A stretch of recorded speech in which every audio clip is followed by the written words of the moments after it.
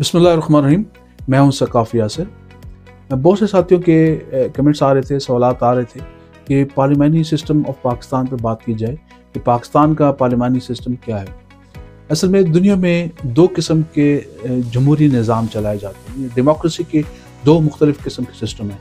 एक है presidential form of system और एक है पार्लियामेंट्री फॉर्म ऑफ सिस्टम। बहुत से ऐसे ममालिक जहाँ पर जमहूरियत थोड़ी सी स्टेबल हो चुकी है, जहाँ पर लोगों का एजुकेशन लेवल ज़्यादा बेहतर हो चुका है, वहाँ पर प्रेसिडेंशियल सिस्टम मौजूद है।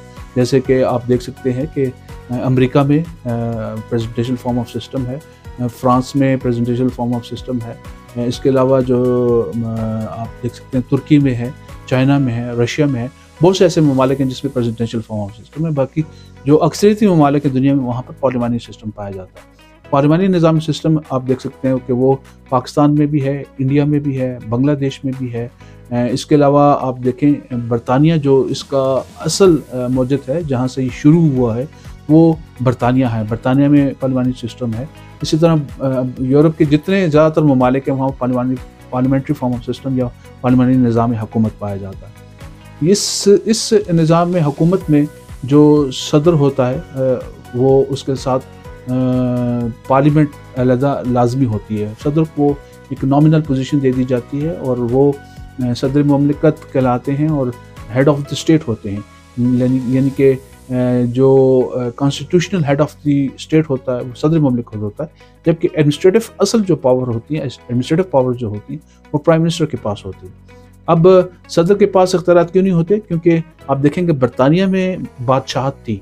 बादशाह जो होता था वो तमाम इख्तियारात अपने पास रखता था और उसकी मर्जी होती थी जिस तरह से फैसले करता था।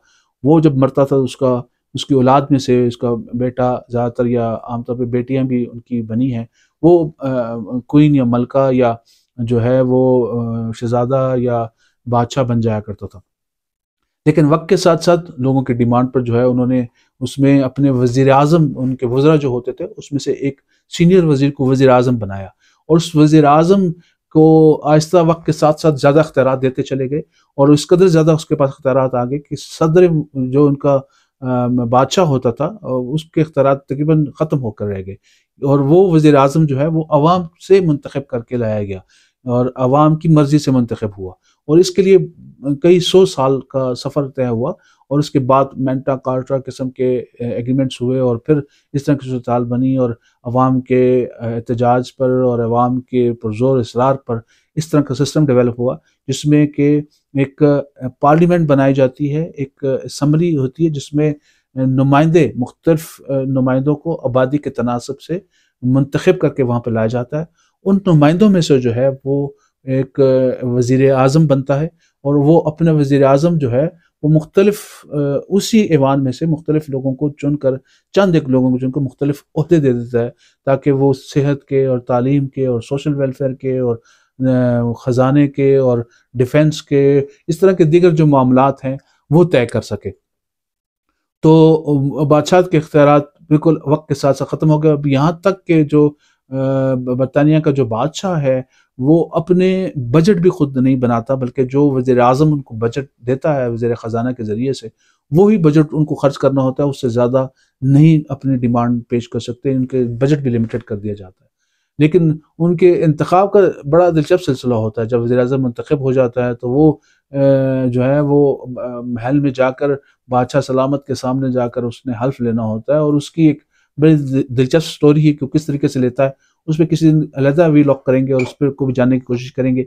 जब वज़ीर आज़म मुंतखब होता है तो उसकी किस तरीके से जो है वो अपना महल में जाकर बादशाह सलामत के सामने या क्वीन के सामने अपने आप को पेश करता है और फिर वो उसका हल्फ लेता या लेती है।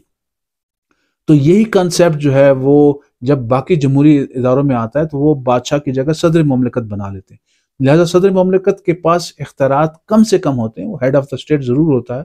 अब बरतानिया की मलका जो है वो क्वीन ज़रूर थी, हेड ऑफ द स्टेट ज़रूर थी, या आजकल जो बादशाह हैं वो हेड ऑफ द स्टेट ज़रूर हैं। करेंसी पे उन्हीं का फ़ोटो या तस्वीर लगती है, स्टैंप भी उन्हीं की चलती है, उन्हीं के नाम से सारे मामले होते हैं। लेकिन जो इख्तियारात होते हैं वो वज़ीर आज़म के पास होते हैं। इसी तरह पाकिस्तान जो पार्लिमानी निज़ाम है इसमें भी जो है अवाम की आबादी के तनासब से जो है तकरीबन 10 लाख के ऊपर एक MNA मुंतखब होता है और 266 MNA मुंतखब किए जाते हैं। इन 266 MNAs के अलावा जो है वो तकरीबन 70 दीगर सीटें हैं, जिसमें से 10 अक़लियतों की हैं और 60 ख़वातीन की हैं, जो कि मखसूस नशिस्तें हैं।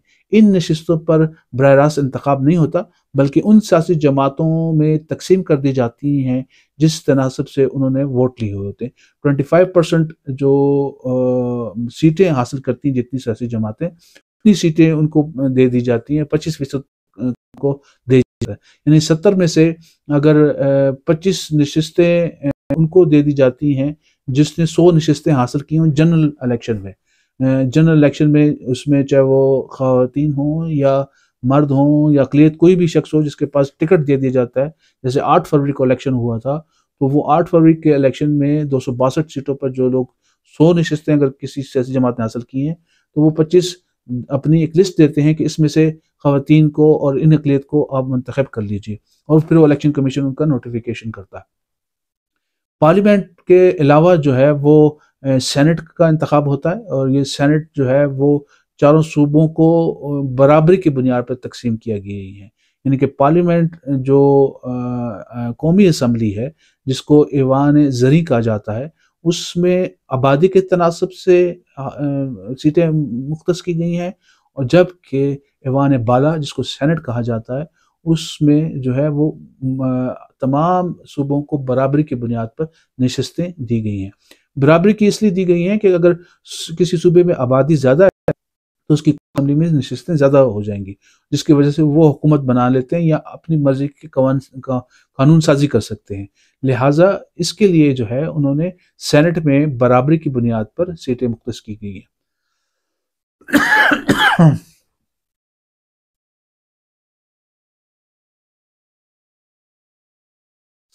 जो पाकिस्तान का आइन ये कहता है कि सदर मुमलिकत के साथ साथ जो है वो सेनेट और कौमी असम्बली मिलकर ये पूरा पार्लिमानी सिस्टम बनाएंगे, और इस जो सेनेट और कौमी असम्बली है, इसको पार्लियामेंट का नाम दिया जाता है, मुश्तरका तौर पर पार्लियामेंट का नाम दिया जाता है। और उस पार्लियामेंट हाउस में ऊपर जो है, ऊपर वाले हाल में सेनेट के अरकान के लिए हाल बनाया गया, और नीचे वाला हाल जो कि कौमी असम्बली, उसको अवान ज़रीन भी कहा जाता है, उसके लिए बनाया गया है। मजलिस शुरा का भी ज़ाहलक दौर में कुछ अमेंडमेंट्स की गई थी, इसको मजलिस शुरा का भी नाम दिया गया है। सेनेट में तकरीबन 100 नशिस्तें होती हैं, और हर पहले जो 100 तकरीबन 6 नशिस्तें थी, उसमें से जो 3 नशिस्तें इस मरतबा खाली रहेंगी और 3 नशिस्तें अगली मरतबा खाली रहेंगी, और तकरीबन फिर 100 के करीब आ जाएंगी। पहले 106 हो चुकी थी, 106 की बजाय कम करके 104 कर दी गई थी, और अब वो 98 सीटें रह जाएंगी कि 18 सीटें हर सूबे के पास होंगी। और जो फाटा की 10 सीटें थी, वो 6 सीटें थी, उसमें से 3 जो है इस दफ़ा ख़त्म की गई हैं, 3 अगली मरतबा ख़त्म कर दी जाएंगी 2027 में। तो इस तरह से वो जो फाटा के लिए अलहदा सीटें थी वो अब ख़त्म कर दी गई हैं। अब फाटा को जो सूबे का जो कोटा उसी में पूरा किया जाएगा, जिस लिहाज से फाटा इस लिहाज से नुकसान में रहा है। कौमी और सूबाई असम्बली की नशिस्तों के लिहाज से वो फ़ायदे में रहा है, क्योंकि इससे पहले उनके पास वहाँ पर कोटा नहीं होता था, लेकिन अब उनके लिए हाँ भी इंतखाबात होते हैं, और वो भी कौमी असम्बली और सूबाई असम्बली के लिए अपने मुंतखब अरकान अपनी राय दही से, यानी कि बालिग़ राय दही से, वन मैन वन वोट के इंतखाब के ज़रिए से अपना उम्मीदवार भेज सकते हैं, जबकि वो इससे पहले नहीं भेज सकते थे। और ये फिर जब फाटा मर्जर हुआ था, उसके बाद फिर इनके लिए ये सिलसिला जिस तरह की बुरे पाकिस्तान में मौजूद है वो फिर जॉइन किया गया था। इस पार्लिमानी निज़ाम में जो है वो 4 सूबे हैं, और आपके 2 एडमिनिस्ट्रेटिव एरियाज़ हैं, एक तो कश्मीर है और दूसरा गिलगित बाल्तिस्तान है। गिलगित बाल्तिस्तान का पाकिस्तान में सूबाई स्टेटस नहीं है, बल्कि एक सेपरेट स्टेट्स का एक दर्जा है, और जिसका इंतज़ाम जो है, जिसकी एडमिनिस्ट्रेशन जो है वो पाकिस्तान देखता है, और वो भी सदर ममलिकत के ही इख्तियारात में आते हैं। लेकिन उसके साथ साथ जो है वहाँ पर एक कौमी असम्बली से एक ऐसा वज़ीर मुंतखब किया जाता है जो कि गिलगित बाल्तिस्तान और कश्मीर के जो अमूर हैं उनको देखता है, जिसके लिए अलहदा वहाँ पर सदर, कश्मीर में अलहदा एक सदर और फिर एक वज़ीर आज़म वहाँ का मुंतखब होता है। जिस तरह से वज़ीर आला हमारे यहाँ या गवर्नर मुंतखब होता है, वहाँ पर इसको ये नाम दिया जाता है, और यही सिलसिला जो है वो गिलगित बाल्तिस्तान में भी है। हमारी जो पार्लियामेंट है, इसका जो अक्सरियती वोट जो शख्स हासिल कर लेता है, वो उसको क्या कहा जाता है, कायदे ऐवान। और वो कायदे ऐवान असल में वज़ीर आज़म होता है। अब कायदे ऐवान के लिए ज़रूरी होता है कि वो अपनी काबीना में से अपनी काबीना के अफराद जो है वो कौमी असम्बली और सूबाई असम्बली से ही लेगा। इसके अलावा वो कौमी और सूबाई असम्बली से किसी शख्स को अपनी काबीना का हिस्सा नहीं बना सकता। मशीर बना सकता है, वो भी मखसूस अफराद को, ज़्यादा से ज़्यादा 6 अफराद को अपना मशीर बना सकता है, लेकिन वो काबीना के फुल फ्लैज जो वज़ीर होते हैं उसके बराबर नहीं। यानी कि वज़ीरों की भी कैटेगरीज होती हैं। जो मुकम्मल वज़ीर होता है उसको फेडरल मिनिस्टर कहा जाता है, और जो उससे कम दर्जे का जिसके पास इख्तियारात होते हैं उसको मिनिस्टर ऑफ स्टेट कहा जाता है। और इसके अलावा जो है वो उसी मिनिस्ट्री के कुछ जो है पार्लियामेंट्री सेक्रेटरीज भी मुंतखब किए जाते हैं। और उन पार्लियामेंट्री सेक्रेटरीज के अलावा एक सेक्रेटरी होता है जो कि ब्यूरोक्रेट होता है, उस डिपार्टमेंट को या उस वजारत को हेड करता है अपनी एडमिनिस्ट्रेटिव पावर से। और उसका जो सरबराह होता है वो पार्लियामेंट्री सेक्रेटरी, और फिर उसके ऊपर जो होता है मिनिस्टर ऑफ स्टेट, और सबसे आला जो उसका अहदेदार होता है वो फेडरल मिनिस्टर होता है। फेडरल मिनिस्टर जो होता है फिर वो प्राइम मिनिस्टर को के अंडर आता है। यानी प्राइम मिनिस्टर सबसे आला तरीन ओहदे पर होता है, और दीगर उसके फेडरल मिनिस्टर होते हैं, फिर मिनिस्टर ऑफ स्टेट कहलाते हैं, और बाकी लोग इसी तरह आते हैं। जबकि प्रेसिडेंशियल फॉर्म ऑफ सिस्टम में ये होता है कि सदर ममलिकत जो होता है वो अवाम के वोट से मुंतखब किया जाता है डायरेक्टली, या फिर इनडायरेक्टली ऐवान से ही मुंतखब होता है असम्बली से। जिस तरह के आजकल के सदर इनडायरेक्ट तरीके से मुंतखब हुए, यानी कि असम्बलियों में मुंतखब अरकान उनको वोट डालते हैं।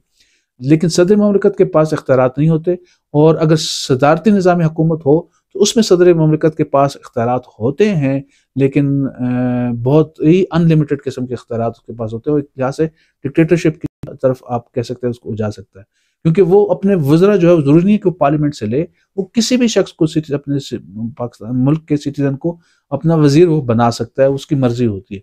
और उस वजीर के पास भी इतने ज़्यादा इख्तियारात होते हैं क्योंकि वो असम्बली से नहीं होता, और इसलिए असम्बली को भी इतने जवाबदेह नहीं होते। लेकिन कुछ ऐसे कवानीन, कुछ ऐसी चीज़ें होती हैं जो उनके यहाँ सैनेट को या मखसूस जो उनकी असम्बली है उसे पास करवाना उनके लिए ज़रूरी होता है, जैसा कि अमेरिका में किया जाता है। और उनके लिए वहाँ पर कभी कभार मुश्किलात आ जाती हैं। अगर वो बिल पास वहाँ से ना हो तो फिर सदर जो होता है उनका वो वीटो कर देता है। अगर वीटो कर दे, वो एक ऐसी पावर होती है सदर ममलिकत के पास, अगर वीटो कर दे तो फिर उसको रोका नहीं जा सकता। तो सदर ममलिकत किसी भी मुल्क का, अगर वो वहाँ पर निज़ाम हुकूमत ज़ाती निज़ाम हुकूमत हो तो बड़ा पावरफुल होता है, अगर पार्लिमानी निज़ाम हुकूमत हो तो नहायत ही कमज़ोर होता है। लेकिन वज़ीर आज़म अगर पार्लिमानी निज़ाम हुकूमत होगा तो उसमें वज़ीर आज़म लाजमी होगा, और वो तमाम ताकत उसके पास होती है, एडमिनिस्ट्रेटिव पावर उसी के पास होती है। जबकि सदाती निज़ाम हुकूमत में जो है वज़ीर आज़म का कोई कंसेप्ट नहीं होता, वज़ीर आज़म कोई होता ही नहीं है।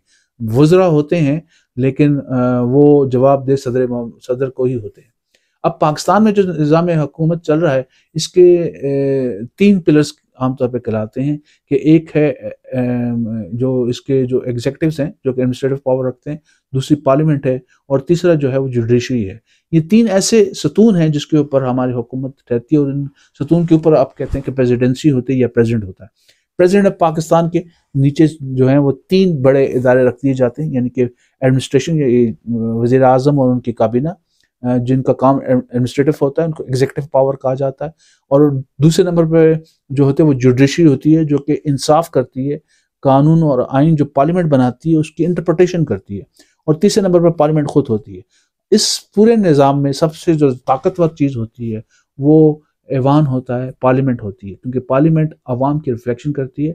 अब तमाम मुल्क के 25-30 करोड़ अवाम से आप मशवरा नहीं ले सकते, आप उनसे बात नहीं पूछ सकते, आप उनको नुमाइंदगी भी नहीं दे सकते। लिहाजा 10 लाख की आबादी के ऊपर एक शख्स को मुंतखब कर लिया जाता है, और तस्वर ये किया जाता है कि ये 10 लाख लोग ये बात कर रहे हैं, और उन 10 लाख लोगों को इकट्ठा कर कर 266 के ऐवान में बैठा दिया जाता है, और मजीद खवातीन की नुमाइंदगी देते हुए, अक़लियतों की नुमाइंदगी देते हुए 336 का ऐवान बना लिया जाता है, और उसमें से एक वज़ीर आज़म जो कि पूरे मुल्क का नुमाइंदा होता है वो नुमाइंदगी करता है। यानी कि अवाम की रिफ्लेक्शन ऑफ दी अवाम जो है उसमें रिफ्लेक्ट कर रही होती है, कि अवाम तमाम लोग जो मिलकर बात कर रहे हैं, वो कौमी असम्बली में जो अक्सरियत बात कर रही है, इसका मतलब है मुल्क की अक्सरियत ये बात चाहती है, क्योंकि हर बंदा 10 लाख अफराद का नुमाइंदा है, और 10 लाख अफराद अगर 10 बंदे ये बात कह रहे हैं कि भाई हमें जो है वो इस दीवार पर सुर्ख रंग कर देना चाहिए। तो लिहाजा 10 लाख के नुमाइंदे 10 हैं, इसका मतलब है कि 1 करोड़ लोग ये बात कह रहे हैं मुल्क में कि इस दीवार को जो है सुर्ख रंग कर देना चाहिए। और उसके मुकाबले में अगर 20 अफराद या 30 अफराद ये कहते हैं कि नहीं, इस दीवार का रंग जो है वो सब्ज होना चाहिए, तो लिहाजा उस दीवार पर सब्ज रंग किया जाए, क्योंकि तकरीबन 3 करोड़ लोग ये बात कर रहे हैं। तो ये इस तरीके से तमाम मुल्क के नुमाइंदे वहां पर बैठकर फैसला साजी करते हैं और फिर ये आइन साजी और कानून साजी का काम करते हैं। कानून साजी जो होती है आमतौर पर किसी किस्म का भी बिल, जिस तरह के आपने देखा कि भाई जो के साथ ज्यादती का बिल था, या इसके अलावा जो आप का बजट पेश किया जाता है, जितने भी बिल होते हैं ये सारे के सारे सिंपल मेजॉरिटी, यानी कि 51% अगर वोट किसी को मिल जाता है तो वो बिल पास हो जाते हैं और कवानीन बन जाते हैं। 50 जो है वो तो दोनों की तरफ हो गए ना। अगर 100 वोट हैं तो उसमें से 51 वोट जिस पे मिलेंगे वो फैसला किया जाएगा, इसको सिंपल मेजोरिटी कहते हैं। लेकिन 2/3 मेजोरिटी यानी कि तकरीबन 75% वोट आपको लेने देते हैं कॉन्स्टिट्यूशन में अमेंडमेंट करने के लिए, आइन साजी करने के लिए। आइन जो होता है उसकी रोशनी में कवानीन बनाए जाते हैं और आइन सुप्रीम हुआ होता है। जैसे पाकिस्तान का 1973 का आइन सुप्रीम है, उसके अंदर अमेंडमेंट्स की गई हैं 20, 25, 26 जितनी भी अमेंडमेंट्स हुई हैं, 25-26 अमेंडमेंट जो भी हुई हैं, ये सारी की सारी 2/3 अक्सरियत से हुई हैं, उसके बगैर हो नहीं सकती थी। जैसे जैसे NWFP का पहले इस सूबे का, खैबर पख्तूनख्वा सूबे का नाम पहले NWFP होता था, लेकिन 2/3 अक्सरियत से जब असम्बली ने ये बिल पास कर दिया तो उसका नाम तब्दील कर कर अब जो है उसका नाम खैबर पख्तूनख्वा कर दिया गया। अब ये खैबर पख्तूनख्वा आम 2/3 मेजोरिटी के बगैर सिंपल मेजोरिटी से चेंज नहीं हो सकेगा। इसको दोबारा 2/3 मेजोरिटी होगी तो ये नाम चेंज होगा, वरना नहीं हो सकता। इसी तरह 18 अमेंडमेंट कि आपने सुबह को इख्तियार दे दिया।